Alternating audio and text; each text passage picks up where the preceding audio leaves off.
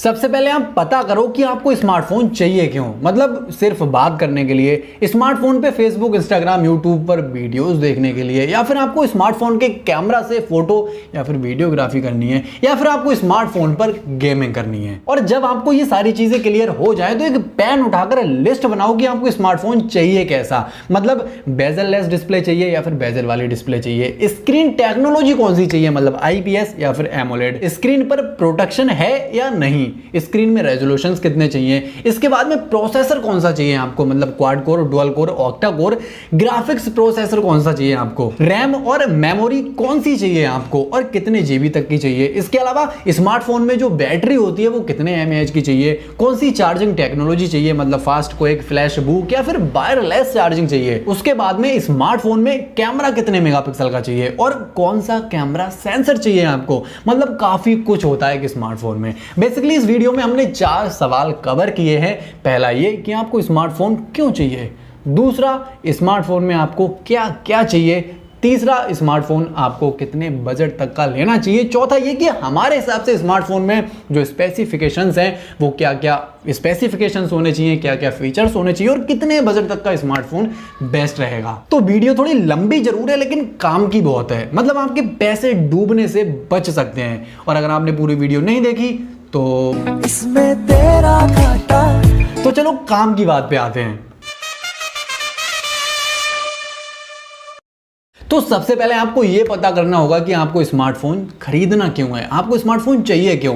मतलब अगर आप स्मार्टफोन पे सिर्फ कॉलिंग करना चाहते हैं, फेसबुक, इंस्टाग्राम, व्हाट्सएप या यूट्यूब पर थोड़ी मोड़ी वीडियोस देखना चाहते हैं, तो कोई भी सिंपल मतलब 12-13 हज़ार रुपए का जो स्मार्टफोन होता है सीधा साधा आपका पूरा काम कर जाएगा। अगर आपको स्मार्टफोन से फोटोग्राफी का बहुत शौक है तो फिर आपको कोई अच्छे कैमरा वाला स्मार्टफोन खरीदना पड़ेगा। अब उसमें भी आपको ये देखना पड़ेगा कि आप अपने रियर कैमरा से, मतलब स्मार्टफोन के रियर कैमरा से ज्यादा फोटोज खींचते हैं या फिर सेल्फी ज्यादा लेते हैं, तो फिर आपको उसी हिसाब से बेस्ट सेल्फी या फिर बेस्ट रियर कैमरा स्मार्टफोन खरीदना पड़ेगा। अगर आप स्मार्टफोन पर गेमिंग करने की सोच रहे हैं तो फिर ज्यादा रैम, पावरफुल प्रोसेसर और बड़ी बैटरी चाहिए होगी। मतलब सारा सब कुछ तगड़ा चाहिए होगा गेमिंग स्मार्टफोन के लिए। तो सबसे पहले आप ये तय करो कि आपको स्मार्टफोन खरीदना क्यों है। ये बात मैं इसलिए बोल रहा हूं क्योंकि अगर आपका काम चल सकता है 15,000 रुपए के स्मार्टफोन में और आपने किसी के कहने पर 25,000 रुपए का स्मार्टफोन खरीद लिया तो मतलब आपके 10,000 रुपए बर्बाद हो गए। और अगर आपका काम चलने वाला था 15,000 रुपए के स्मार्टफोन पे लेकिन आपने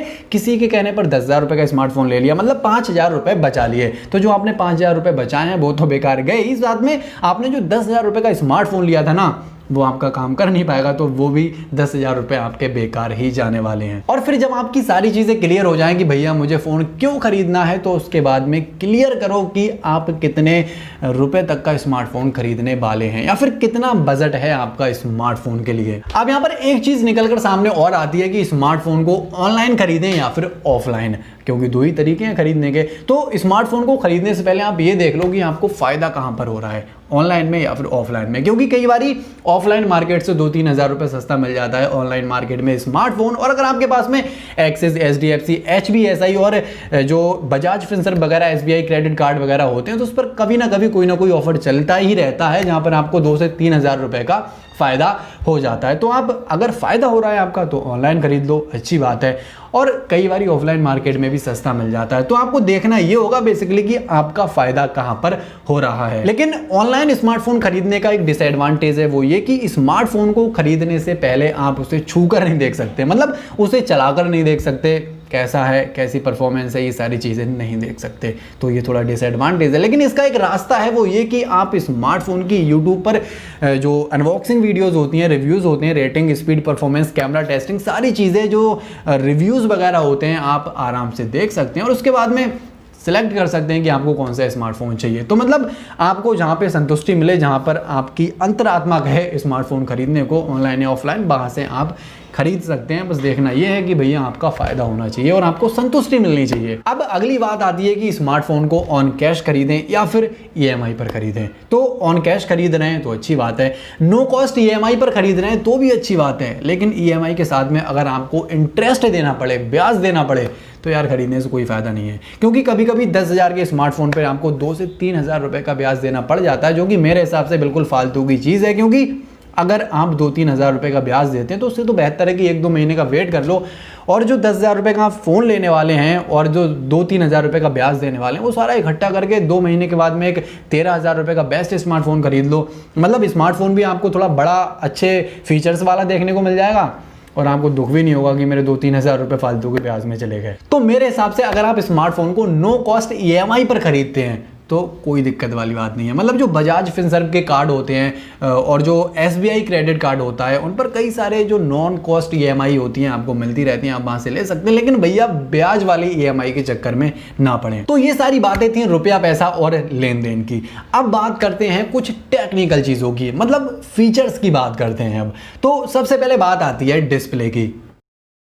तो ये आपकी अपनी खुद की पसंद है कि आपको बेजल वाली डिस्प्ले चाहिए या फिर बेजल लेस डिस्प्ले चाहिए, पंच होल डिस्प्ले चाहिए या फिर ड्यू ड्रॉप नॉच वाली डिस्प्ले चाहिए, IPS टेक्नोलॉजी चाहिए या फिर AMOLED स्क्रीन चाहिए, और लगभग कितने साइज की होनी चाहिए डिस्प्ले। तो मेरे हिसाब से अगर हम अभी की बात करें तो स्क्रीन का साइज उतना होना चाहिए जितना कि हम अपने हाथ से, मतलब एक हाथ से स्मार्टफोन को किसी भी एंगल से हैंडल कर लें। मतलब अगर हम, पहली चीज़ तो ड्राइविंग के टाइम हमें स्मार्टफोन यूज़ नहीं करना चाहिए, लेकिन अगर बहुत ही इमरजेंसी में अगर आपको स्मार्टफोन यूज़ करना पड़ जाए तो सिंपल इतना साइज होना चाहिए कि आप एक हाथ से किसी भी एंगल पे जाकर टच कर दें। मतलब ये एक हाथ है ये, तो ऐसे वैसे कहीं भी जाकर टच कर दें, क्योंकि अगर ज़्यादा बड़ी स्क्रीन होगी तो फिर पंगा होगा, आपका हाथ यहाँ से यहाँ तक पहुँच नहीं पाएगा। मतलब आप मेरे कहने का मतलब समझ गए होंगे, ज़्यादा डिटेल्स में जाने की ज़रूरत नहीं है। अब करते हैं स्क्रीन रेजोल्यूशन की बात। तो आज की डेट में कम से कम फुल HD+ स्क्रीन होनी चाहिए, क्योंकि स्क्रीन में जितने ज़्यादा पिक्सल्स होंगे उतनी ज़्यादा अच्छी और मतलब उतनी ज़्यादा क्लैरिटी निकल कर आएगी इमेजेस में और वीडियोस में। बाकी अगर आपको ब्राइटनेस अच्छी चाहिए, मतलब अगर आप चाहते हैं कि स्मार्टफोन को धूप में भी अच्छी तरीके से उसकी स्क्रीन को देखा जा सके, तो फिर AMOLED स्क्रीन आप ले सकते हैं। अब जैसे जैसे दुनिया आगे बढ़ती जा रही है वैसे वैसे टेक्नोलॉजी भी काफ़ी एडवांस होती जा रही है। मतलब मेरा देश बदल रहा है। एक टाइम था जब शुरुआत हुई थी कॉर्निंग गोरिल्ला ग्लास बंद प्रोडक्शन से, जो कि स्क्रीन प्रोडक्शन होता है, और आज की डेट में स्मार्टफोन्स की स्क्रीन पर कॉर्निंग गोरिल्ला ग्लास 6 का भी प्रोडक्शन आना शुरू हो गया है। अब स्क्रीन पर आज की समय में मेरे हिसाब से कम गोरिल्ला ग्लास 5 का प्रोडक्शन होना बहुत ही ज़रूरी है, क्योंकि स्मार्टफोन की जो डिस्प्ले पर स्क्रैचेस होती हैं उससे बचाता है प्रोडक्शन। और अगर धोखे धड़ाके में अगर आपका स्मार्टफोन ज़मीन में गिर जाता है तो इतनी आसानी से आपकी स्क्रीन नहीं टूटेगी। तो प्रोडक्शन भी होना बहुत ज़रूरी है, खासकर स्क्रीन का। अब अगर लेटेस्ट रिपोर्ट्स की बात करें तो आदमी 5 से 6 घंटे रेगुलर अपने स्मार्टफोन को यूज़ करता है। मतलब मैक्सिमम जो मेजोरिटी है वो 5 से 6 घंटे की है यूज़ ऑफ स्मार्टफोन। तो ऐसे में अगर हम लंबे समय तक स्मार्टफोन को यूज़ करते हैं तो हमारी आंखों पर स्ट्रेन आने लगता है, दर्द होने लगता है और कभी कभी तो चश्मा भी लगाना पड़ जाता है। तो हमें ध्यान ये देना है कि आप जो स्मार्टफोन खरीद रहे हैं क्या उसमें डार्क मोड है, रीडिंग मोड है, आई केयर मोड है। मतलब ये सारे आई केयर मोड होते हैं जो ऑन करने के बाद में जो ब्लू रेडिएशंस होते हैं वो निकलना बंद हो जाते हैं और फिर आपकी आंखें रहती हैं सुरक्षित। मतलब लंबे समय तक यूज़ करो स्मार्टफोन को बिना किसी चिंता के। अब अगर स्मार्टफोन में प्रोसेसर की बात करें तो आप स्मार्टफोन में कोई भी टास्क परफॉर्मेंस करते हैं तो उसे प्रोसेस कर कर स्क्रीन पर डिस्प्ले करने का काम करता है प्रोसेसर। अब इसमें भी कई सारी चीज़ें होती हैं, मतलब CPU speed, core, dual core, octa core, quad core. अब कोर क्या होता है अगर हम सरल भाषा में बात करें तो अगर आप 4 बाल्टी पानी भरकर एक आदमी से कहीं पर ले जाने को कहें तो वो 4 चक्कर लगाएगा, एक एक बाल्टी लेकर, 1 2 3 4। वहीं पर 4 बाल्टी पानी लेकर बात कहें 4 आदमी को ले जाने की तो 4 आदमी एक ही बार में ले जाएंगे। मतलब एक एक आदमी एक एक बाल्टी उठाकर एक बार में ले जाएगा। तो यही बात होती है सेम जो कोर होता है उसमें। मतलब डुअल कोर होते हैं तो आप मान सकते हैं कि 2 आदमी होते हैं, क्वाड कोर में 4 और ऑक्टा कोर में 8 आदमी बाल्टियों को उठाकर ले जाते हैं। तो मतलब सिंपल कहने का मतलब ये है कि ज़्यादा से ज़्यादा काम कम से कम समय में हो जाता है। तो आज की डेट में मेरे हिसाब से ऑक्टा कोर प्रोसेसर तो होना चाहिए, क्योंकि मल्टीटास्किंग, गेमिंग, ग्राफिक्स और ये सारी तामझाम को अगर आप परफॉर्मेंस काफ़ी खतरनाक लेवल का चाहते हैं तो आज की डेट में ऑक्टा कोर प्रोसेसर ही खरीदें। अब आपने मार्केट में प्रोसेसर के नाम पर सिर्फ 3 ही नाम सुने होंगे। एक तो स्नैपड्रैगन जो कि क्वालकॉम का होता है, मीडियाटेक और तीसरा सैमसंग का अपना खुद का एक्जीनोस। अब आप देख सकते हैं कि आपके बजट में कौन सा प्रोसेसर आ रहा है। वैसे पर्सनली मैं अपनी बात करूं तो मेरे लिए तो जो क्वालकॉम के स्नैपड्रैगन वाले प्रोसेसर होते हैं काफ़ी खतरनाक लगते हैं, क्योंकि इसमें गेमिंग, ग्राफिक्स और मल्टीटास्किंग में जो परफॉर्मेंस और स्पीड देखने को मिलती है ना, काफ़ी नेक्स्ट लेवल होती है। और अभी तो क्वालकॉम ने अपना latest and powerful Snapdragon 865 plus का 5G चिपसेट भी लॉन्च कर दिया, जो कि काफ़ी पावरफुल है और सबसे पहले Asus ROG Phone 3 में देखने को मिला था। बाकी जो मिड बजट स्मार्टफोन्स होते हैं उसमें LPDDR4 रैम और UFS 3.0 मेमोरी देखने को मिल जाती है। बाकी जो फ्लैगशिप लेवल के थोड़े स्मार्टफोन्स होते हैं उनमें LPDDR5 रैम और UFS 3.1 जो मेमोरी है वो देखने को मिल जाती है। लेकिन ये सारे स्मार्टफोन्स जो फ्लैगशिप होते हैं 30-35-40 हज़ार रुपए की रेंज में आते हैं। अब अगर मेमोरी साइज की बात करें तो आपको ये देखना है कि आपको यूज़ क्या क्या करना है। मतलब अगर आपको सिर्फ फेसबुक, इंस्टाग्राम, यूट्यूब पर वीडियोस देखनी है तो फिर आप सिंपली 4 GB रैम वाला स्मार्टफोन भी ले सकते हैं। लेकिन मेरे हिसाब से 6 GB रैम कम से कम आज की डेट में लेनी चाहिए, क्योंकि परफॉर्मेंस काफ़ी अच्छी मिलेगी उसमें। और इंटरनल स्टोरेज की बात करें तो 64 GB और 128 GB ज़्यादा बिक रहे हैं मार्केट में, तो आप अपनी ज़रूरत के हिसाब से देख सकते हैं कि आपको कितनी सारी फाइल्स स्टोर करके रखनी है। लेकिन रैम और मेमोरी ज़्यादा होने से ही सिर्फ परफॉर्मेंस अच्छी नहीं मिलती है, उसके लिए स्मार्टफोन में प्रोसेसर भी काफ़ी तगड़ा होना चाहिए। अब स्मार्टफोन में एक और काम की चीज़ होती है जिसे हम बोलते हैं कैमरा। अब सिर्फ मेगापिक्सल से काम नहीं चलेगा। हालांकि आज की डेट में मार्केट में 48, 64, 108 मेगापिक्सल जैसे स्मार्टफोन आने लगे हैं, लेकिन अभी तो सैमसंग ने 600 मेगापिक्सल कैमरा सेंसर पे भी काम कर दिया है। तो सिर्फ मेगापिक्सल कितने हैं, कितने ज़्यादा हैं, उससे काम नहीं चलता है। साथ साथ हमें यह भी देखना पड़ता है कि स्मार्टफोन के कैमरा में सेंसर कौन सा यूज़ किया गया है। और खरीदने से पहले आपको स्मार्टफोन का कैमरा टेस्टिंग भी देखनी बहुत ज़रूरी है। अगर मैंने बोला ना कि ऑफलाइन खरीदना है तो आप एट अ मोमेंट देख सकते हैं, बाकी ऑनलाइन खरीदना है तो आप रिव्यूज़ देख सकते हैं यूट्यूब पर। अब यहाँ पर भी दो बातें निकल के आती हैं। मतलब अगर आप अपने स्मार्टफोन का रियर कैमरा ज़्यादा यूज़ करते हैं तो आपको फिर रियर कैमरा अच्छा चाहिए होगा। अगर आप सेल्फी खींचने के काफ़ी ज़्यादा शौकीन हैं तो फिर आपको अच्छा यानी कि बेस्ट सेल्फी कैमरा स्मार्टफोन चाहिए होगा। तो यहाँ पर भी आपको तय करना है कि आपको कौन सा ज़्यादा यूज़ करना होता है। उसके बाद भी स्मार्टफोन के कैमरा में क्या क्या फीचर्स चाहिए आपको, मतलब HDR, AI beauty, panorama portrait, background blurring, मतलब काफ़ी सारे फीचर्स आजकल ज़्यादातर स्मार्टफोन्स में मिल जाते हैं। लेकिन आपको कौन सा फीचर ज़्यादा यूज़ करना है ये आपको देखना होगा। वीडियो रिकॉर्डिंग के लिए आपके स्मार्टफोन में क्या क्या फीचर्स हैं, मतलब full HD video recording, 4K video recording, slow motion, time lapse, hyper lapse video mode जो होते हैं वो हैं या नहीं। और इन सब से भी ज़्यादा जरूरी जो चीज़ है वो ये कि आपके स्मार्टफोन के जो कैमरा है उसमें वीडियो रिकॉर्डिंग में आपको इलेक्ट्रॉनिक इमेज स्टेबलाइजेशन का सपोर्ट मिलता है या नहीं। इस फीचर से क्या होता है कि आपके स्मार्टफोन में जो मूवमेंट होते हैं ना, जो शेक होता है वो कम देखने को मिलता है। बाकी एक और चीज़ जो बहुत ज़रूरी होती है स्मार्टफोन खरीदने से पहले देखने की, वो ये कि आप जरूर देखें कि स्मार्टफोन LTE सपोर्ट के साथ में आता है या फिर वो LTE।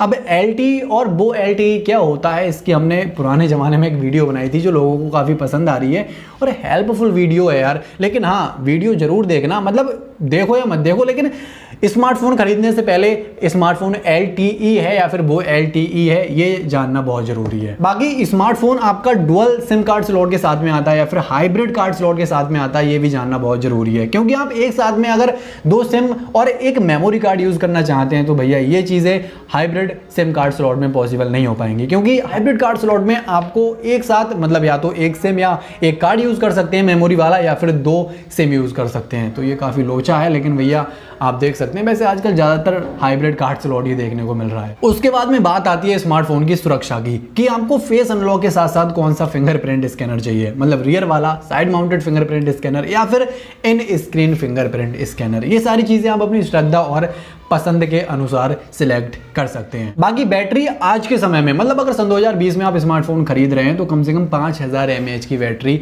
होनी चाहिए। उसके बाद में चार्जिंग टेक्नोलॉजी कौन सी है, मतलब वायरलेस चार्जिंग है, फास्ट चार्जिंग है, बोक चार्जिंग है, फ्लैश चार्जिंग है या फिर टर्बो चार्जिंग है, मतलब कई सारी चीज़ें मार्केट में अवेलेबल है। मतलब कोई भी चार्जिंग टेक्नोलॉजी हो आपके स्मार्टफोन में, लेकिन आपको देखना ये है कि कम से कम 20 वॉट प्लस चार्जिंग, मतलब जो फास्ट चार्जिंग सपोर्ट है वो आपके स्मार्टफोन में होनी चाहिए। क्योंकि आज की डेट में जो स्मार्टफोन है 25 मिनट में पूरे चार्ज हो जाते हैं, तो कम से कम 45-50 मिनट में तो कोई भी स्मार्टफोन चार्ज हो जाना चाहिए। क्या फ़ायदा, मतलब एक स्मार्टफोन चार्ज करने के लिए 4-5 घंटे लगा दिया, उससे भी कोई फायदा नहीं है। अच्छा, चार्जिंग टेस्ट के लिए आप YouTube पर रिव्यूज देख सकते हैं स्मार्टफोन खरीदने से पहले। बाकी स्मार्टफोन वाटर रेसिस्टेंट है या नहीं, बिल्ड क्वालिटी क्या है, मतलब ग्लास बॉडी है, प्लास्टिक बॉडी है, पॉलीकार्बोनेट बॉडी है, मतलब आप अपनी श्रद्धा अनुसार पसंद कर सकते हैं जो ज़्यादा मजबूत रहे आपके हिसाब से। इन सब के अलावा एक और काम की चीज़ आपको स्मार्टफोन में देखनी पड़ेगी, वो ये कि आपका स्मार्टफोन में एंड्रॉयड वर्जन कौन सा है, मतलब कब तक आपके स्मार्टफोन को अपडेट्स मिलते रहेंगे। क्योंकि जब अपडेट्स मिलना बंद हो जाते हैं तो भैया सिक्योरिटी की दिक्कत हो जाती है और फिर जो आपकी पर्सनल डिटेल्स होती हैं, पर्सनल डाटा होता है, उस पर खतरा मंडराने लगता है, मतलब चोरी होने के चांस बढ़ जाते हैं। वैसे एंड्रॉयड की बात करें तो 2 साल तक अपडेट मिलते रहते हैं, और जो गूगल पिक्सल के स्मार्टफोन्स आते हैं उस पर 3 साल तक अपडेट मिलते रहते हैं। वहीं पर एप्पल के जो आईफोन्स होते हैं उस पर 5 साल तक हमें अपडेट्स मिलते रहते हैं। तो ये देखना बहुत जरूरी है कि स्मार्टफोन पे कब तक आपको अपडेट मिल रहे हैं। अच्छा, कई बार क्या होता है कि कोई स्मार्टफोन 2-3 साल पहले लॉन्च हुआ होता है और कंपनी उसे खाली सेल आउट करने के चक्कर में 10,000 का फोन 2 साल के बाद में 6 या 7,000 का बेचने लगती है, कभी कभी तो 5,000 तक का बेचने लगती है। लोग सोचते हैं यार काफ़ी अच्छा फ़ोन है, खरीद लेते हैं 5,000 में, काफ़ी अच्छी डील है। लेकिन मेरे भैया आप ये भी तो देखो कि 3 साल पहले वो लॉन्च हुआ था, अब आपके खरीदने का फ़ायदा क्या है? अपडेट्स तो मिलना उसके बंद हो जाएंगे, मतलब टोटली पैसा वेस्ट होने वाला है। हाँ, अगर आप खाली ऐसे ही रैंडमली फालतू चीज़ों के लिए यूज़ करना चाहते हैं तो आप ले सकते हैं फ़ोन को, लेकिन मेरे हिसाब से पर्सनल डिटेल्स बहुत ज़रूरी है, पर्सनल डाटा को सेफ सिक्योर रखना बहुत ज़रूरी है आज की डेट में। तो लेटेस्ट स्मार्टफोन खरीदें हमेशा, मतलब 1 या 2 महीने पुराना स्मार्टफोन खरीदें, उससे कोई दिक्कत नहीं है। अब उसके बाद में जो सबसे बड़ी बात आती है वो ये कि स्मार्टफोन कौन सी ब्रांड का खरीदें। यहाँ पर मैं कोई टिप्पणी नहीं करूँगा क्योंकि आपकी अपनी पसंद है, आपकी अपनी श्रद्धा है, अंतरात्मा किस स्मार्टफोन को खरीदने के लिए कहती है। लेकिन हाँ, एक चीज़ बहुत ज़रूरी है वो ये कि आप कोई भी स्मार्टफोन ब्रांड जो है उसका फ़ोन खरीदने से पहले एक चीज़ ज़रूर देखें कि उसकी मार्केटिंग वैल्यू क्या है। मतलब अगर इमरजेंसी में भी 2-3 महीने के बाद स्मार्टफोन बेचना पड़ जाए तो क्या आपको अच्छे खासे पैसे मिल जाएंगे, और उसके बाद भी उसकी आफ्टर सेल सर्विसेज कैसी हैं। मतलब अगर ऊपर वाला ना करे 2-3 महीने के बाद आपका स्मार्टफोन ख़राब हो जाए, ज़मीन में गिर जाए, पानी में गिर जाए, तो फिर आप कहाँ लेके जाओगे उसे सही कराने के लिए। तो आपकी जो लोकल सिटी है वहाँ पर उसका सर्विस सेंटर होना बहुत ज़रूरी है, ये चीज़ आपको बहुत ज़रूरी है देखना। बाकी सारी चीज़ें आपके ऊपर डिपेंड करती हैं, मतलब रुपया, पैसा, बजट और आपकी पसंद, मतलब अपनी श्रद्धा अनुसार कोई भी स्मार्टफोन खरीद सकते हैं। अब अगर आप यहाँ तक आ ही गए हैं तो सिंपल सी बात है कि वीडियो आपको पसंद आई ही होगी यार, सब्सक्राइब कर दो। काफ़ी मेहनत, सर्च, रिसर्च और जांच पड़ताल के बाद में और पर्सनल रेटिंग रिव्यूज़ के हिसाब से आपको हमने ये वीडियो बनाकर आपके सामने पेश की है। यार कर दो सब्सक्राइब, चैनल को लाइक कर दो, शेयर कर दो, जिससे कि आपके फ्रेंड या रिलेटिव का जो पैसा है वेस्ट ना हो।